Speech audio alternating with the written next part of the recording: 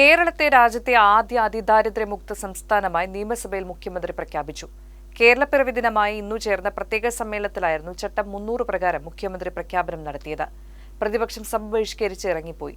പ്രഖ്യാപനം ശുദ്ധ തട്ടിപ്പാണെന്നും ചട്ടങ്ങൾ ലംഘിച്ചാണ് സഭ ചേർന്നതെന്നും പ്രതിപക്ഷം ആരോപിച്ചു. കേരളത്തിലെ ജനങ്ങളോട് ഇന്ന് ഈ പ്രഖ്യാപനം നടത്തുന്ന സമയത്ത് ഈ സഭയിൽ അംഗമായിരിക്കാൻ കഴിയുന്നുവെന്നത് മുഴുവൻ ബഹുമാനപ്പെട്ട അംഗങ്ങൾക്കും അഭിമാനകരമായിരിക്കും എന്നതിൽ എനിക്കുറപ്പുണ്ട്.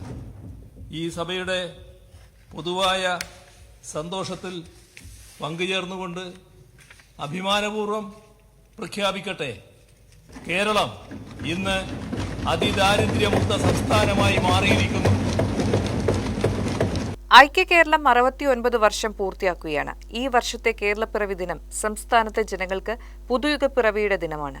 അതിദരിദ്രരില്ലാത്ത ആദ്യ സംസ്ഥാനമായി കേരളത്തെ മാറ്റാൻ കഴിഞ്ഞു.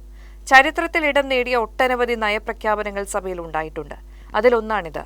സംസ്ഥാനത്തെ അതിദാരിദ്ര്യമുക്തമായി പ്രഖ്യാപിക്കുമെന്ന് നേരത്തെ തന്നെ പ്രഖ്യാപിച്ചതാണ്. ചരിത്ര പ്രാധാന്യമുള്ള കാര്യമായതുകൊണ്ടാണ് നിയമസഭ ചേർന്ന് ഇത് പ്രഖ്യാപിക്കാൻ തീരുമാനിച്ചത്.